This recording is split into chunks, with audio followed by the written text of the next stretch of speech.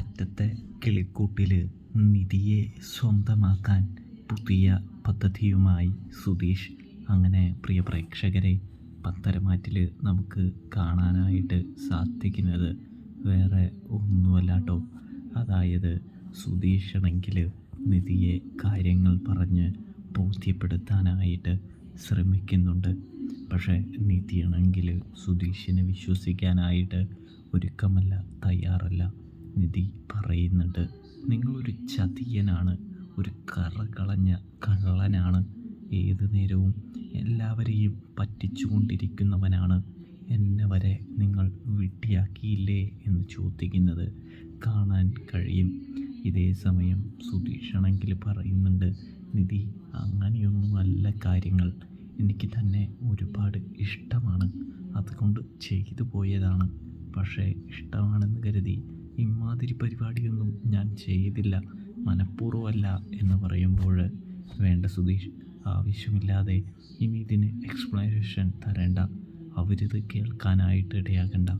അവർ കേട്ട് കഴിഞ്ഞാൽ തൻ്റെ മുൻപിലേക്ക് വരാൻ വരെ അവർക്ക് മടിയായിരിക്കുമെന്ന് പറയുന്നത് കാണാനായിട്ട് കഴിയും. ഇതേ സമയം നിധി അവിടെ നല്ല രീതിയിൽ തന്നെ സംസാരിച്ചു കൊണ്ടിരിക്കുമ്പോൾ നിധിയെ തേടി ഒരു കൊറിയർ, ഒരു സ്പീഡ് പോസ്റ്റ് വരുന്നത് കാണാം.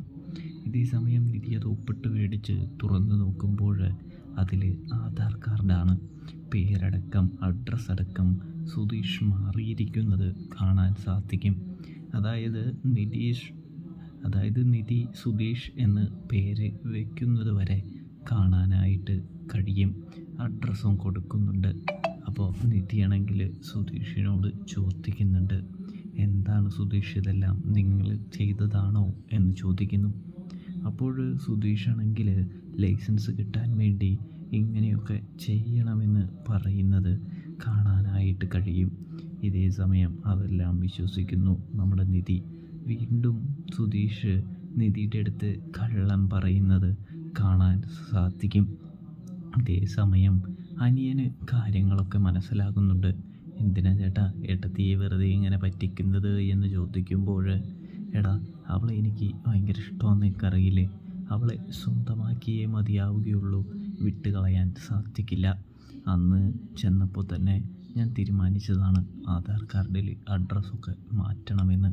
അത് ഞാൻ ഒരുപാട് നടന്നിട്ടാണ് സാധിച്ചത് എന്നൊക്കെ അനിയൻ്റെ അടുത്ത് എങ്ങനെയാണ് ആധാർ കാർഡിൽ മാറ്റം വരുത്തിയത് എന്ന് സുധീഷ് വിവരിക്കുന്നതും കാണാനായിട്ട് സാധിക്കും.